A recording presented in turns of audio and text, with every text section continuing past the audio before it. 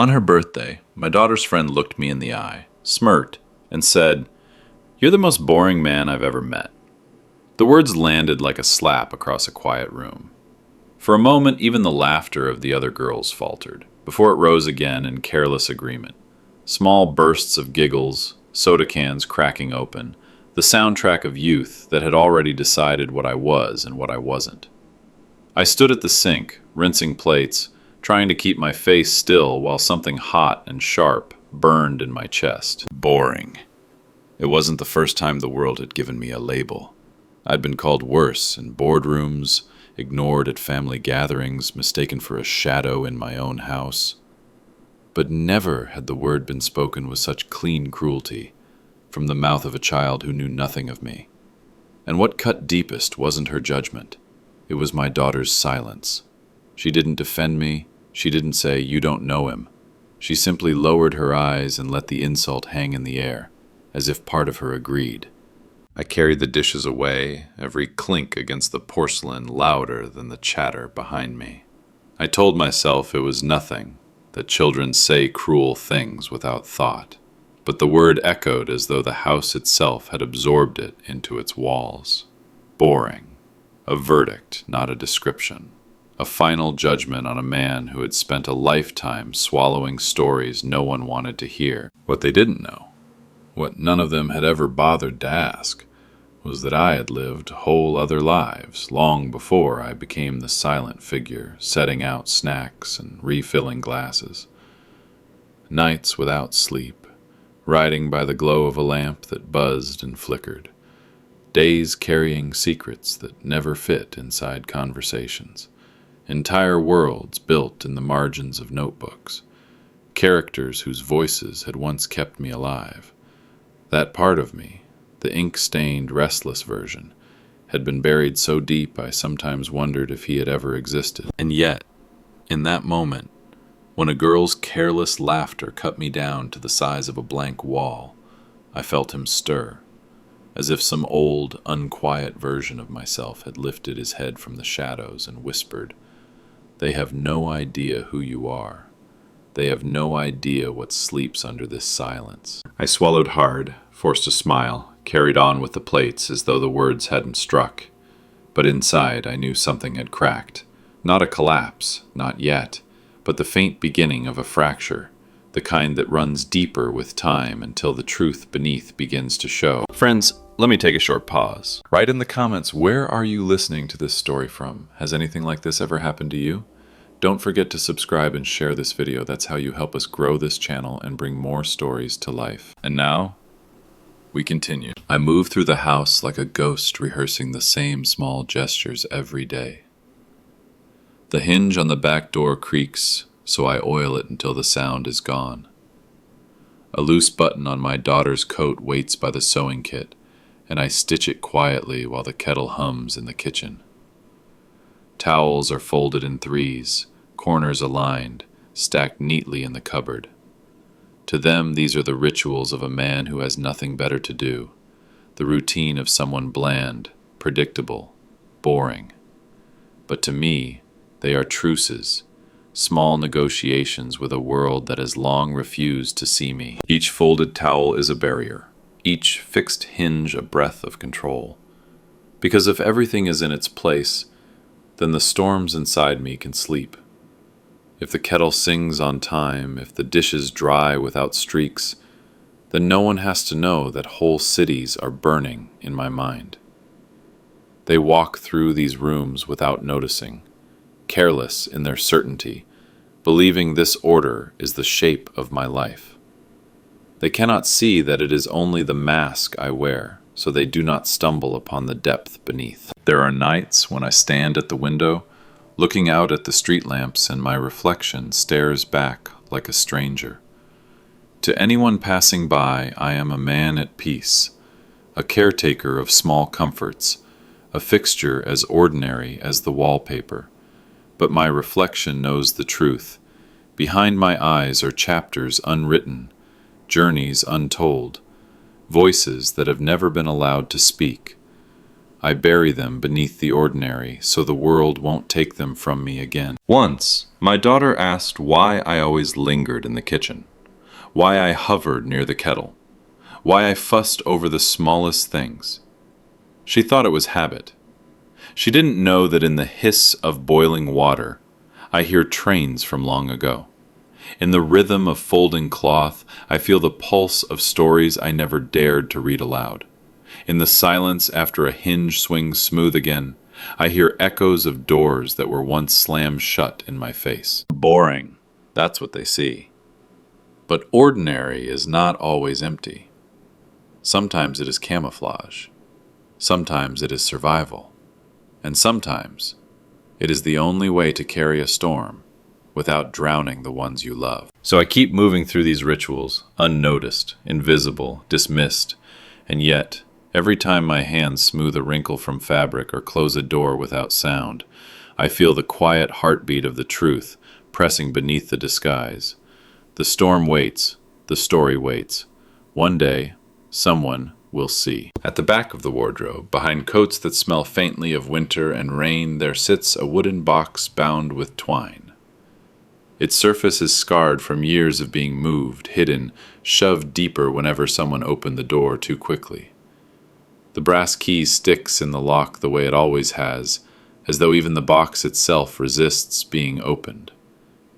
But when it finally yields, the air changes. The smell of old paper rises like memory itself, dust, ink, and the faint sweetness of coffee stains long dried. Inside are fragments of a life no one in this house knows.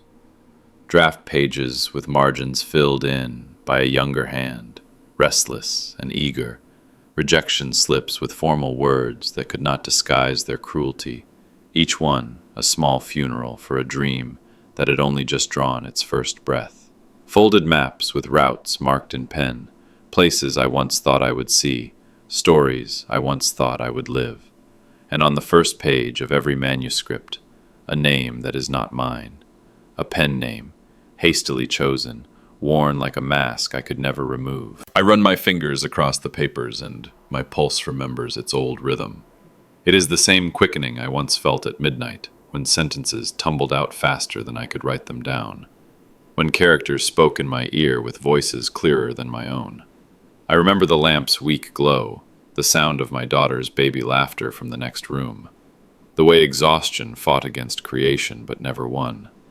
Those nights were stolen from sleep, but they were mine. They were proof that I was more than a body moving through rituals, more than the silence people mistook for absence. Every page in this box carries a part of me I thought I had buried. The protagonist who crossed a border alone under a black sky, he is me.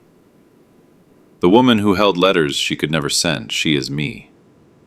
The man who built a life out of small routines, while his heart roared in secret, that too is me.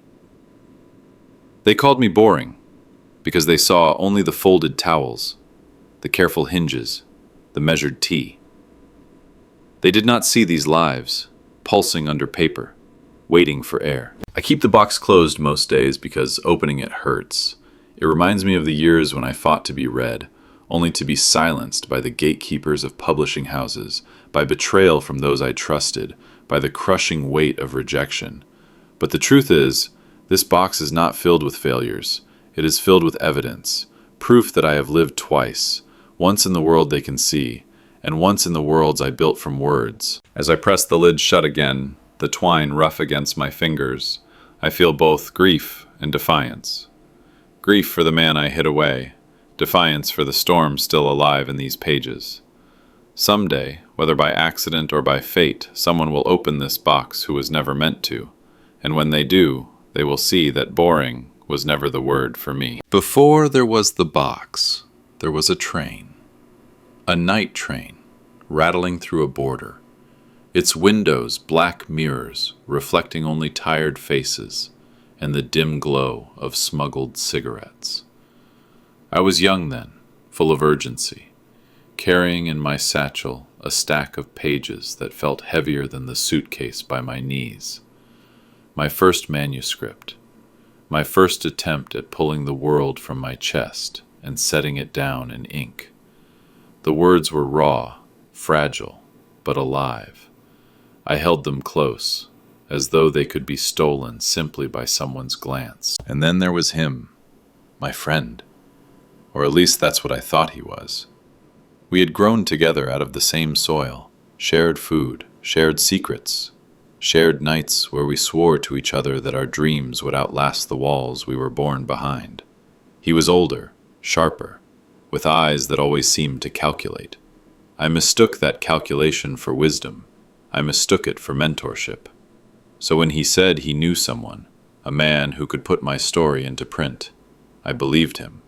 I believed in him. We crossed that border together. He carried my satchel when my hand shook too much, clapped me on the shoulder when I faltered, told me not to worry. But in the end, the manuscript never came back to me. He sold it. My words, my voice, my marrow pressed onto paper. He sold it as if it were cargo. And when the book appeared months later, bound and stamped, it bore not my name but his. He called it mentorship. He said it was proof the story mattered, proof it had weight, proof that if I could do it once, I could do it again. But the truth burned like acid. My firstborn work had been stolen from my arms and handed to the world as his. I didn't fight him. I wanted to. God knows I wanted to shout, to burn his false name from the cover, to claw back what was mine. But we were young, poor, voiceless. And in that world, shouting did not bring justice. It only brought ruin. So I did the only thing I thought I could do. I swallowed it. I let silence coat my tongue until the taste of betrayal became part of me. From that day forward, I wrote differently. Not with less passion, never that, but with caution. I learned to hide my words under names that weren't mine, to bury drafts where no one could find them, to share only fragments and never the whole. Survival often doesn't look like courage. It looks like quiet, like retreat, like a man who fixes hinges and folds towels while his soul screams in hidden pages. That betrayal was the first wound, the one that taught me to lock myself away. It was why the wooden box came to be, why the brass key sticks, why I learned to live two lives, one for the world, tidy and dull, and one for myself, raw and alive, scribbled in ink no one was allowed to claim. Sometimes, in my darker moments, I wonder if he still tells the story of that book, calling himself its father. Perhaps he does, but I know the truth, and the truth is written in silence, in scars, in the storm that never stopped raging beneath the disguise of ordinary life. I wrote in the hours no one wanted, after midnight, when the world softened into sleep, when the house lay heavy with even breathing. I sat at a small desk by a weak lamp that flickered every time the wind touched the wires outside. The silence was both a weight and a gift. It pressed against me, but it also gave me room to breathe, room to create. Paragraph by paragraph, I began stitching myself back together. The betrayal of my first manuscript had left me gutted, hollowed out like a house stripped of its wiring. But words are stubborn things. They return, even after fire, even after theft. At first, they came reluctantly, as though afraid I might abandon them again. A sentence scratched into the margin of a receipt, a fragment of dialogue smuggled onto the back of an envelope. Slowly, they began to trust me, and slowly, I began to trust myself. I built worlds in secret, cities with cracked walls and hidden rivers, families carrying unspoken grief, men who lived two lives, one visible, one buried. My hands ached, my eyes burned, but every line I wrote was an act of reclamation. I was not writing for applause. I was not writing for recognition. I was writing to keep myself alive. When the manuscript was finished, I held it in my hands like a newborn. This time, I didn't share it with friends. I didn't risk another theft. I carried it quietly, guarded, and sent it away under a different name. A name that wasn't mine, a mask I could burn if I needed to. If the world rejected it, it would not be me they were rejecting. It would only be a ghost. Months later, a letter arrived. Acceptance. They would publish it. Not as mine, but as his. The phantom name I had invented, a stranger who carried my voice while I carried the silence. The book came into the world, and people read it. They wrote about it. They praised the style, the truth of it, the way it reached them. And all the while I sat at my kitchen table, folding laundry, fixing hinges, listening to my daughter's laughter upstairs, while somewhere out there my words lived under another man's name. It was a strange kind of justice, to be both erased and eternal, to watch my own creation walk past me in disguise. I felt both triumph and grief every time I saw the cover. I wanted to point and shout, "That's me, that's mine." But instead I swallowed it down and folded another towel. Publishing under a false name saved me, but it also condemned me. It kept me writing, but it taught me to hide. It gave me back my voice, but only in whispers. I told myself it was enough, that words were meant to live, no matter who carried their name. And yet, every night, when I touched the book, when I traced the letters that weren't mine, I felt the old wound reopen. Still, I wrote again, and again. Because the truth is, once you've rebuilt yourself with words, you can't stop. You can live in silence, but the storm inside will always find its way to paper. And so I became two men. The one the world saw, and the one who kept writing long after the lights went out. "Dad's always here," my daughter said once, her voice drifting from the living room like a casual breeze, but it struck me like a falling beam. She meant it as a complaint, a tease, not cruelty, but in her tone was the truth. To her, my presence meant nothing remarkable. I was simply there, like wallpaper, like the hum of the refrigerator, unnoticed, uncelebrated, invisible. She didn't know that whole worlds pulsed under my skin, that I was holding back storms she had never seen. To her, I was static, a fixture in a house that had outgrown me. The small betrayals don't come with shouting or slammed doors. They come with the slow erosion of meaning. My pages, the ones I carefully stacked and hid, began to migrate without my consent. One day I came home to find the box I kept under my desk had been moved into the garage. For space, my wife said. We needed the drawers for things that matter. Things that matter, bills, cables, spare batteries, anything but me. The manuscripts, wrapped in twine, sat among the dust and cobwebs, next to paint cans and broken lamps. My life's secret pulse exiled to the smell of gasoline and rust. I didn't protest. I had learned long ago that silence was safer than defense. To fight for those pages would be to admit they existed, to expose a vein I wasn't ready to have cut again. So I smiled, carried groceries in, folded towels, oiled hinges. Inside, I died a little. On one of those hidden manuscripts, in faint handwriting that had faded with time, there was a dedication written on the first page. For my daughter, before you can even read this, before you know who I am. I had written it when she was a toddler, when she would crawl into my lap and tug at my pen, not knowing what words were, not knowing what her father was building in the dark.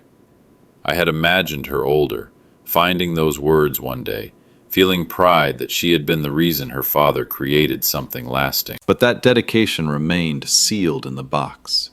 She grew, and I did not show her. I practiced the art of not needing thanks, of not craving recognition. I told myself it was enough to write, enough to let the storm breathe through ink, even if no one ever read it. But the truth is, a part of me had been waiting for the day she would look at me and see more than boring, waiting for her to find those words and know I had always been writing for her. Instead, she rolled her eyes when friends called me dull. She stacked her music louder when I tried to tell her a story. And every time she said, "Dad's always here," I heard what she didn't, and he has never been anywhere worth following. So I folded towels, I fixed doors, I stood in the same kitchen, performing the same rituals, while entire universes sat exiled in a box in the garage. It is not the great betrayals that kill a man. It is the small ones. The ones that remind him daily that he is invisible in the very house where his heart beats the loudest. And yet, even in the garage, even wrapped in dust, the manuscripts still breathed.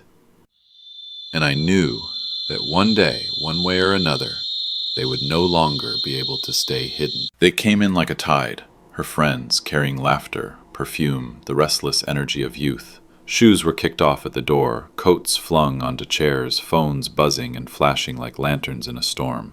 The living room swelled with their voices, overlapping stories of teachers, crushes, parties, futures they hadn't even lived yet but already claimed as their own.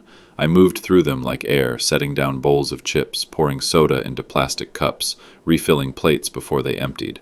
My presence barely registered. I was furniture with legs, a servant in my own house. I've learned that boredom is not an insult you hear once.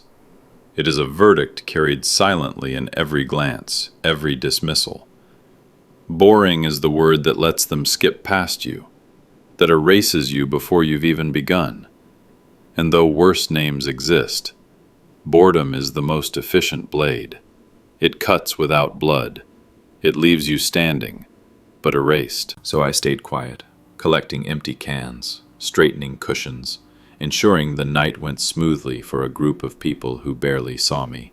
They laughed, tossing stories like bright coins onto a table, never noticing the man who swept up the crumbs left behind. Once, my daughter's friend brushed past me, her shoulder grazing mine. She didn't say thank you, didn't even look. It was as if I weren't a man, but an outline that moved when needed. The worst part wasn't their disregard, it was how easily I slipped into it, how natural invisibility had become. I moved like habit, like shadow, the way water runs through pipes hidden behind walls. They don't think about it, but without it, nothing works. And yet the water never gets credit for keeping the house alive. Neither did I. From the kitchen I could hear them inventing stories of what they would do with their lives. Novels they would write, places they would travel, love they would conquer. Their words were bold, untested, but brimming with confidence. I wanted to laugh, or maybe cry, because once I had been them. Once I had spoken just as boldly, dreamed just as recklessly. And now here I was, invisible in my own house, carrying their plates. But invisibility has its cracks. Storms cannot stay buried forever. That night, as I watched them scatter cushions and leave bookshelves untended, I felt something shift. My manuscripts, hidden in the garage, seemed to hum in their boxes. My daughter's friend called me boring once, and thought the word meant truth. But what she didn't know, what none of them knew, was that there were more stories in me than in all their laughter combined. I carried an armful of empty plates to the sink, rinsing crumbs down the drain. Their laughter rose and fell like waves in the next room. They thought they were the only ones with stories worth telling. They thought I was just the man who made sure the lights stayed on, the fridge stayed stocked, the hinges didn't creak. But storms do not stay locked forever. And books, no matter how hidden, have a way of finding their readers. It happened by accident, as these things often do. The night was winding down, the living room littered with empty cups and half-finished conversations. The girls sprawled across the couches like vines reaching for light. My daughter's friend stood suddenly, patting her pockets, searching under cushions. "Charger," she muttered, more to herself than to anyone else. She drifted toward the bookcase at the far end of the room, her movements careless, eyes scanning the shelves, not for stories, but for a forgotten chord. Her hand landed on a paperback, wedged between cookbooks and old atlases. It was nothing remarkable to her, a spine softened with age. Its title nearly rubbed away from fingers that had touched it too many times. She pulled it free without thought, and then, as she opened it, the spine cracked with that soft, intimate sound every writer knows, the whisper of paper yielding, of secrets unfolding. From between the pages, an envelope slipped free. It spun once in the air, then landed on the carpet with a dull weight, like truth itself had fallen into the room. The laughter around her paused, not because they understood what had happened, but because the sudden stillness demanded their attention. She bent to pick it up, curiosity flickering in her eyes. The envelope was yellowed at the edges, its flap sealed long ago, my handwriting faint but still alive, words scrawled for someone who had never read them. She slid her finger beneath the fold, and the room leaned closer, drawn by the gravity of a secret about to be born. The first page of the novel stared up at her, sentences I had written in the solitude of midnight, sentences that had carried me through rejection and betrayal. She read the opening lines aloud, her voice slow at first, almost mocking, but as the words settled into the room, the laughter did not return, because the story was not ordinary. It was blood disguised as ink. It was memory carved into fiction. A child under a wool blanket, counting the seconds between distant explosions. A mother's hand trembling as she closed the shutters. A father staring at a horizon that promised nothing but exile. The sentences were mine, but they belonged to more than me. They belonged to anyone who had lived through silence, through loss, through the terror of being unseen. My daughter leaned over her friend's shoulder, eyes tracing the words.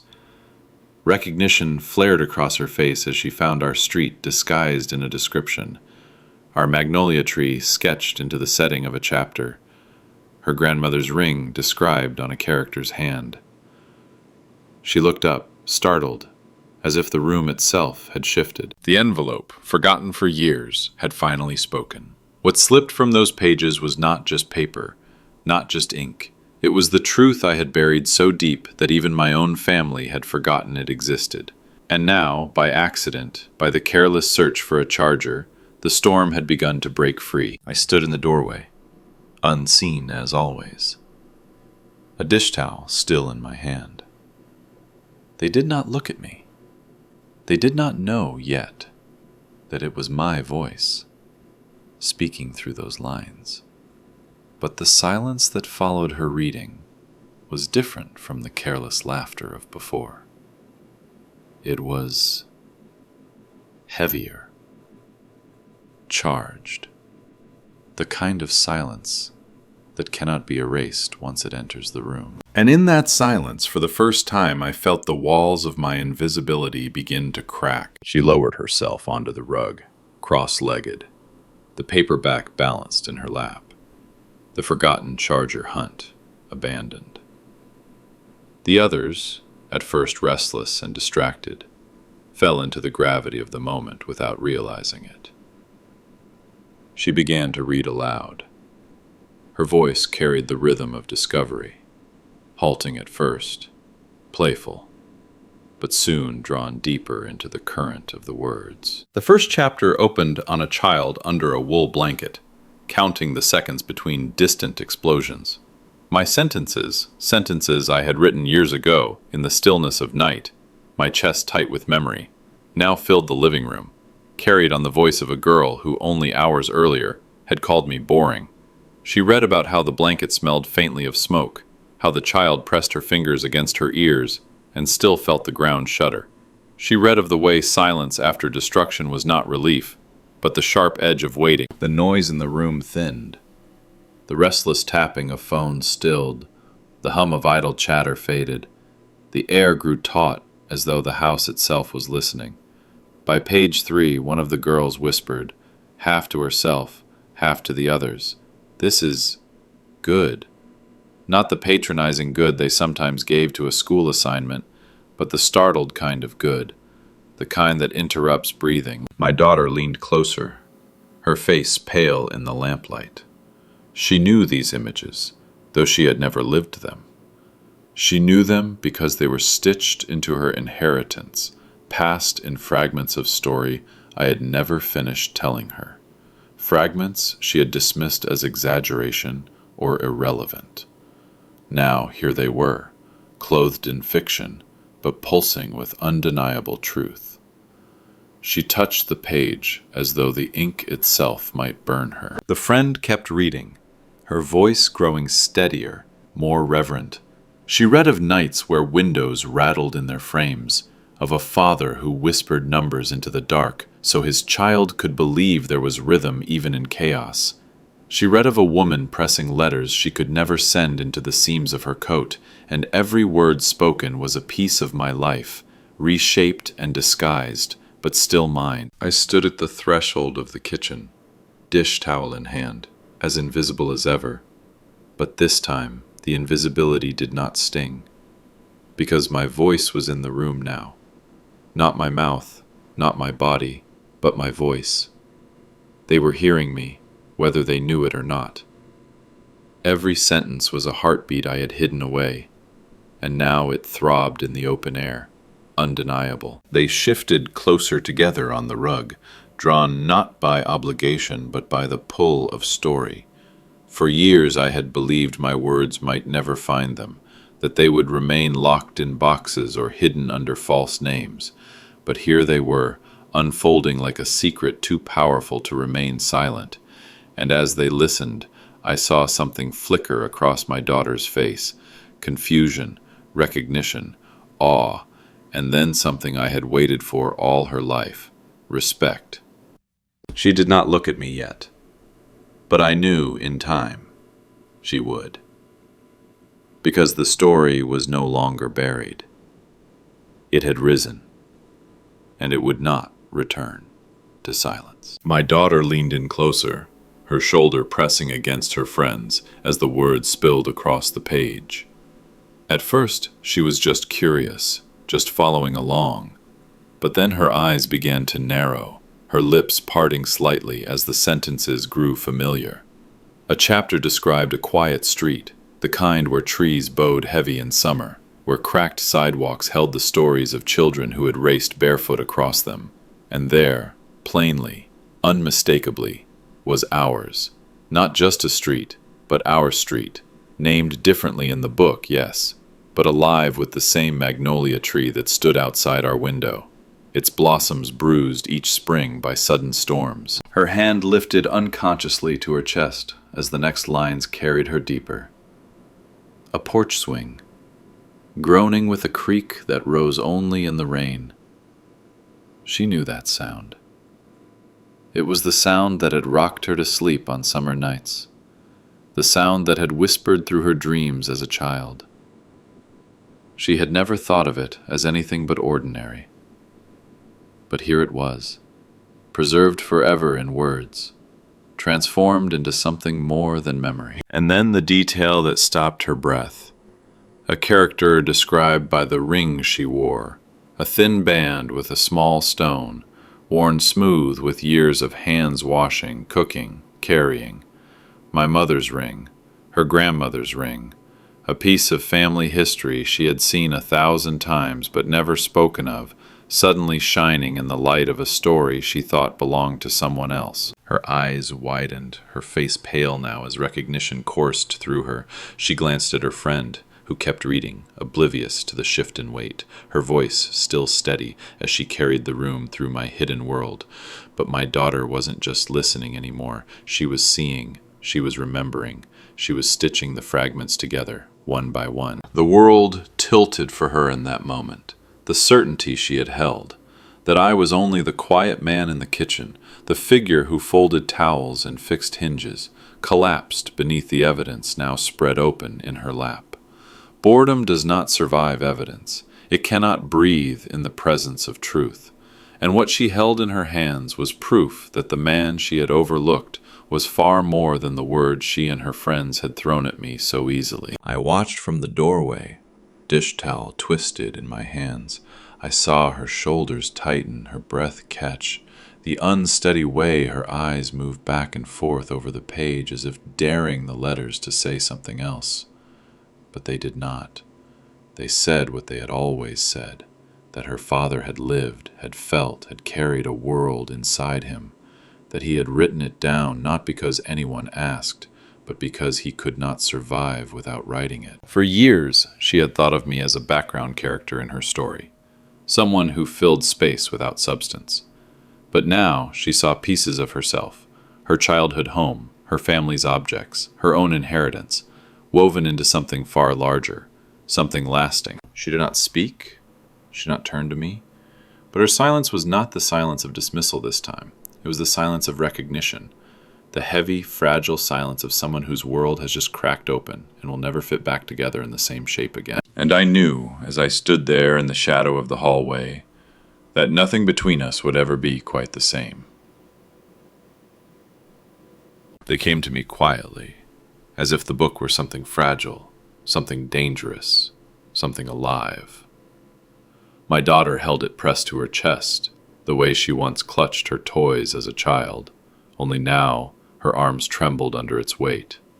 Her friend lingered a step behind her, eyes restless, uncertain if she had trespassed into a secret not meant for her. They did not laugh this time. They did not roll their eyes or brush past me. They stood in the doorway of the kitchen as though they were the ones waiting for permission to enter. My daughter set the book down on the table between us. She pushed it forward with hesitant hands, the cover sliding across the wood until it stopped just shy of my plate. She didn't speak at first. Neither did I. The silence stretched, thick and brittle, like glass about to shatter. Finally, she asked in a whisper that seemed too small for the moment, "Is this yours?" Not an accusation, not even a question meant for confirmation, more like a plea, pleading that it was true, pleading that her world had been wrong about me all along. I did not defend. I did not explain. I had spent my life wasting breath on ears that never listened. This time, I only nodded toward the pages. Because the truth was already there. It had been there for years, waiting to be recognized, waiting to speak for me when I no longer cared to fight for my own name. The silence that followed was not empty.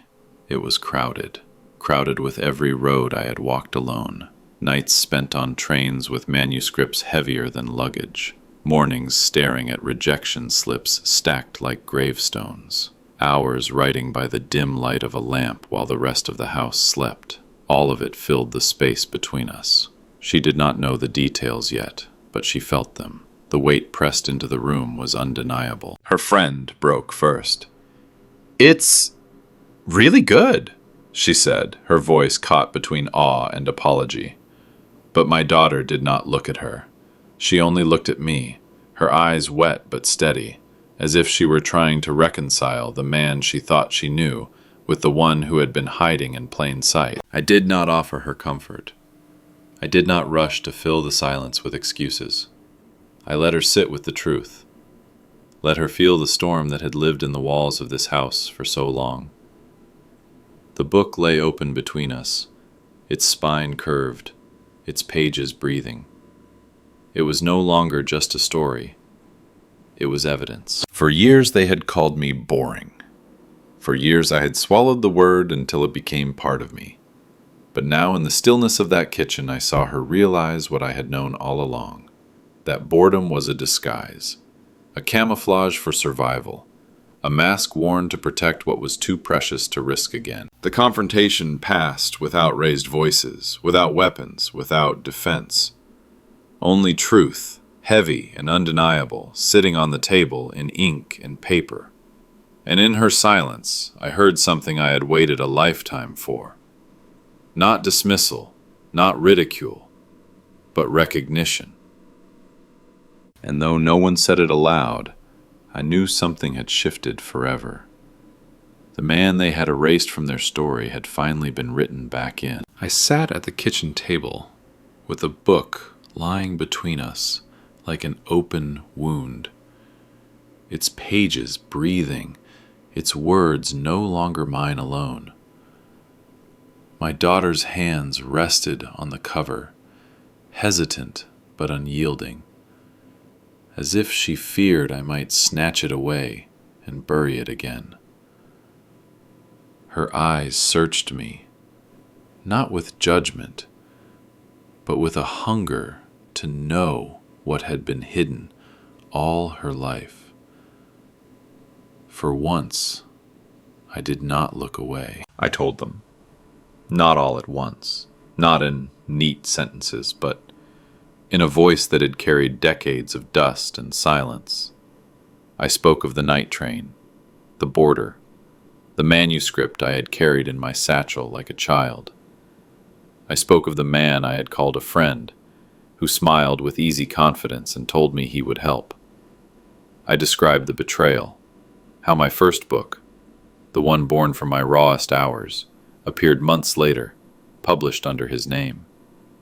How I stood in a store with the weight of strangers' voices praising his work, while my own heart broke in my chest. Their faces stiffened, shocked.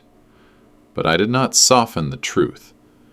I told them how silence became my only survival, how I learned that shouting in the wrong direction only tears your throat without moving the stone that crushes you. So I buried my voice. I began again, but this time I wore a mask. I wrote under a pen name, something I could burn if the world decided to laugh again. I told them that name had earned recognition, had earned money, but none of it belonged to me. It belonged to the ghost I invented to shield myself. My daughter's friend shifted in her chair, guilt coloring her face, as if her thoughtless word, boring, had grown monstrous in the shadow of what I revealed. My daughter, though, did not move. Her eyes stayed fixed on me, her jaw tight, as though she were trying to hold the weight of it all without crumbling. I thought boring was safe, I confessed at last. If I was invisible, they couldn't steal from me again. If I was ordinary, no one would notice what I carried. I wrote in silence not because I didn't care, but because the truth was safer as fiction. The words hung between us, heavier than I expected. The house seemed to listen with them, the pipes humming, the old clock ticking, every object around me aware that the story had finally been named. I had carried that betrayal for so long, buried so deeply, that speaking it aloud felt like tearing open a scar. And yet there was relief in it, not vindication, not yet, but relief. Justice, I told them, does not always come like thunder. It has a long spine, patient and stubborn. Sometimes it sits on a shelf, waiting for the right hands to pull it down. And when it is finally read, when the truth is finally named, it stands taller than the lies that tried to bury it. The silence that followed was not crowded with absence, it was alive with understanding. My daughter's eyes glistened, her lips parted, but no words came. For once, I did not need her words. The recognition in her gaze was enough. The story I had hidden, the betrayal I had carried like a second skin, had finally stepped into the light. And in that moment, I knew. The book no longer belonged only to me. It belonged to the truth, and the truth, once spoken, cannot be taken back. The book stayed on the table for days, as if it had claimed its place, and no one dared move it. Every time I passed, I felt its presence like a heartbeat, steady, insistent, alive. My daughter lingered near it often, her fingers tracing the edges of the pages, her eyes caught between wonder and guilt. She no longer called me boring. She didn't need to say anything at all. The silence between us had changed shape. It was no longer the silence of dismissal. It was the silence of knowing. One evening, when the house had settled into its softer rhythms, she spoke. Not in the tone of a child asking her father for something, but in the voice of someone approaching truth with reverence. She asked if we could put my real name on it, if the second edition could carry the identity I had hidden all these years. She spoke carefully, as if afraid to bruise me. Not for applause, she whispered, but for accuracy, because lies don't belong to stories that carry this much weight. Her words struck deeper than any applause ever could have. I saw in her eyes the daughter I had written for in those sleepless nights, the child whose laughter had filled the house while I pressed ink into paper, the little girl who had once curled into my lap as I sketched words she couldn't yet read. And now, here she was, grown, asking if she could help me give the truth its rightful name. I told her about the dedication. the one she had never seen. For you, before you could read me. My voice broke as I said it, because I had written those words in hope, in faith, believing one day she would understand who I was. And now she did. She asked if it could be printed in the front, not sealed away in a box, not hidden behind dust and cobwebs in a garage, but placed where everyone could see it. We agreed to unmask carefully. Not for vanity, not for revenge, but because truth, once recognized, deserves air. Because the story deserved to be mine again. Because she deserved to know her father not as the background figure in a tidy home, but as the man who had carried entire worlds in silence until she was ready to hear them. That night, we sat together at the table making a plan. We would reach out to the publisher, explain the pen name, explain the history. My daughter's hand rested on mine as she promised she would stand with me if anyone doubted. She would tell them she had seen the drafts, the yellowed pages, the dedication written in my own hand. She would say, "This is my father's work." The decision was not loud, not dramatic. There was no grand announcement, no breaking of chains. It was quieter than that, but no less powerful. For the first time, I felt the storm inside me unclench. For the first time, I believed that my words and my name could exist together without fear. When we closed the book that night, I did not see it as a mask anymore. I saw it as something reborn, and in her eyes I saw something I had been waiting for my entire life: pride. Justice had not yet arrived fully, but it was coming. It had a spine, long and patient, and it was straightening, preparing to stand. The bookstore was small, the kind of place you might miss if you weren't looking. Its windows were fogged with the breath of winter air meeting warm light inside. And the bell above the door rang with a tired sweetness when we entered. The shelves leaned slightly, heavy with second-hand spines, their paper edges carrying the faint musk of dust and cinnamon. It was not a grand hall. It was not a university stage. It was something better, intimate, honest, unpolished. They had set out a dozen chairs, though more people came than expected, filling the aisles, standing between shelves, their coats draped over their arms. My daughter sat near the front, her eyes fixed on me with the kind of attention I had never known from her before. She wasn't glancing at her phone, she wasn't rolling her eyes. She was present, utterly present, as though she knew every breath I was about to take mattered. The organizer, a thin man with glasses too big for his face, introduced me simply, using my real name. Hearing it in that space, spoken without hesitation, without disguise, was like a hand pressed to my chest, steadying my heartbeat.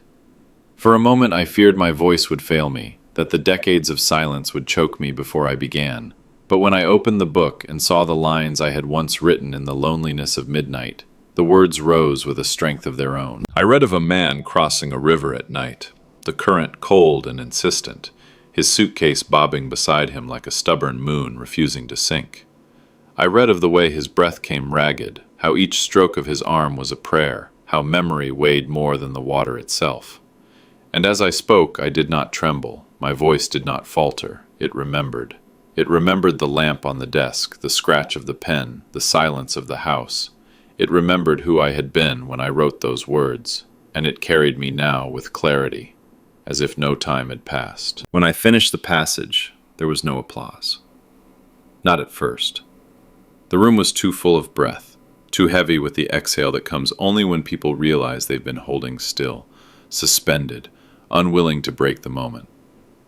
Then, slowly, the air shifted, and their hands came together. Not the shallow clapping of politeness, but the kind that carries awe, the kind that admits something sacred has just happened. I looked up from the page and saw faces, strangers, friends, readers, looking at me not as a shadow, not as a man erased, but as a voice that belonged to its words. And when my eyes found my daughter, she was crying, though she tried to smile through it. In her hands she held the book open to the dedication. For you, before you could read me. Her thumb pressed against the line as if she needed to anchor herself in its truth. For years I had lived split, one life ordinary, one life hidden. That night, in a bookstore that smelled of dust and cinnamon, the two halves joined. I was no longer just the man who folded towels and fixed hinges. I was the man who had crossed rivers with words, the man whose silence had finally found its voice. And when the applause faded, what lingered wasn't the clapping. It was the quiet recognition that my story had been restored to me, and I had been restored to it. Months later, the package arrived on an ordinary morning. No trumpet, no announcement, just a cardboard box set down at the door with the rest of the mail. I carried it inside with hands that shook more than they should have. Set it down on the kitchen table and cut through the tape. Inside lay the reprint. Fresh ink, clean pages, the same story I had written in the darkness of another life. But this time the name on the cover was mine. Not the mask, not the ghost I had invented to protect myself.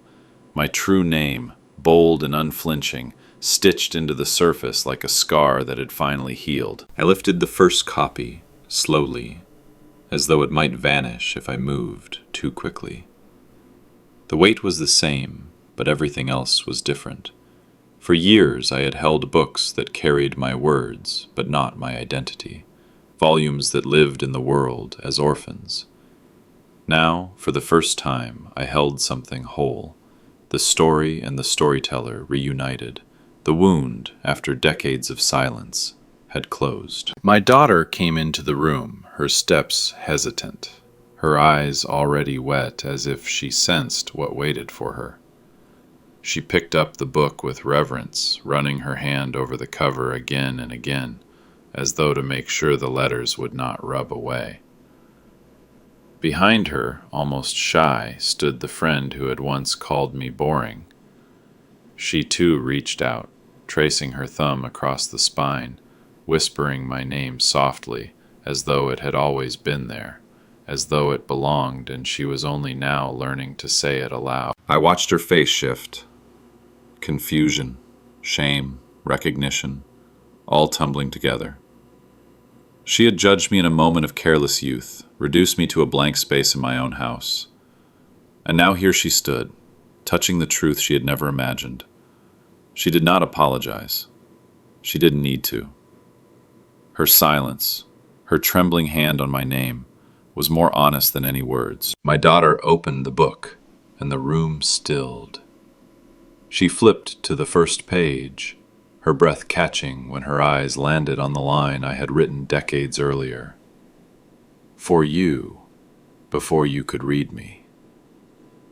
Her lips trembled, but this time she did not hide. She read it aloud, her voice breaking and mending in the same breath. For you.